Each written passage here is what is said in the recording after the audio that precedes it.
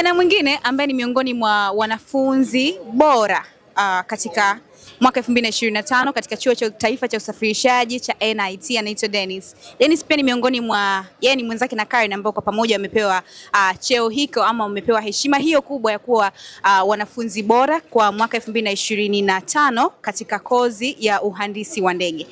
Dennis, habari yako? Salama. Kama kawa? Niko vizuri. Unajisikiaje kuwa hapa siku ya leo na kuwa best student? Na feel vizuri na of course ni achievement kubwa katika masomo yangu na ni stage moja ambayo imeniwezesha katika progress ya jani yangu ya kwenda kuwa licensed engineer. Ni stage nzuri ambayo nimeachieve. Na feel vizuri. Unaweza kutuambia kwa ufupi mafunzo ambayo mliyapata yamewaandaaje hasa kujiingiza kukabiliana na soko la ajira?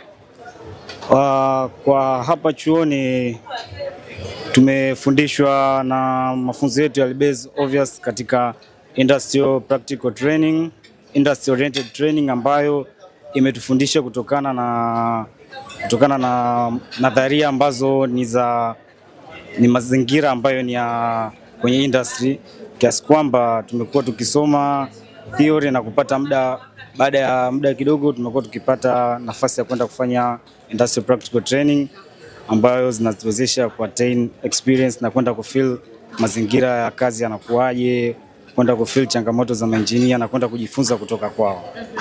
Ulifanya internship? Yes. Unafanya? Nifanya katika Precision Air. Hongera sana. Asante. Tuambie sasa mafunzo ambayo ya hapa chuoni yamechukua muda gani?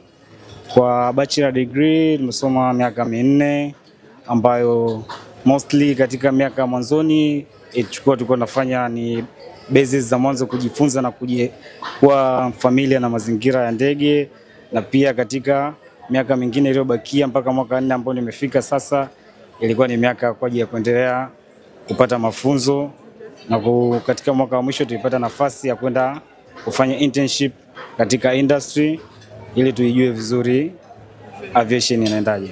Okay, ni ndege za aina gani au mock-up zipi ambazo mmekuwa mkizitumia katika mafunzo hapa NIT? Okay, kwa NIT hapa in case ya ndege ndogo tulikuwa tunatumia kuna Cessna, kuna Piper na kuna Beechcraft ambazo pia zipo hapa chuoni, na kwa commercial aircraft tulitumia katika mafunzo yetu tumetumia ndege aina ya Boeing 737 ambayo imetuwezesha ndio. Alafu pia kuna mock-ups nyingi ambazo zipo katika workshop zetu. Kuna mock-up ya landing gear, flight control system, kuna pia mambo ya lubrication, mambo ya hydraulic systems. Alafu pia yes, kuna engines ambazo pia zinatuwezesha kujifunza. Kuna jet engine ipo katika workshop yetu na tuna piston engine pia. Hongereni sana kwa mafunzo. Asante sana. Ni maadili gani ya kazi ambayo mhandisi wa ndege hapaswi kuyapuuza anapokuwa kazi?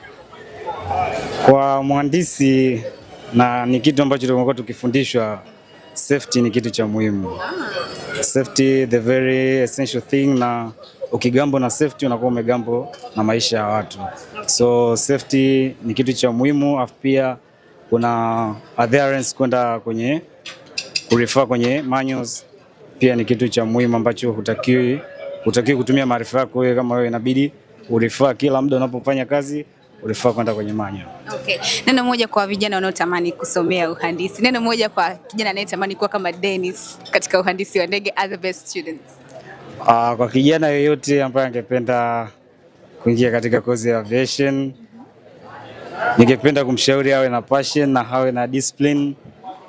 Alafu pia ningependa kumwambia kwamba hii ni kozi interesting sana, na kama anaweza kuwa na hivyo vitu, kuwa na discipline na kuweza kuzingatia cha muhimu mafunzo ambayo atapewa na kujifunza kutoka kwa watu experienced, ataweza kuenjoy kozi hii. Shukrani sana Dennis. Asante. Na kila laheri katika internship. Nashukuru.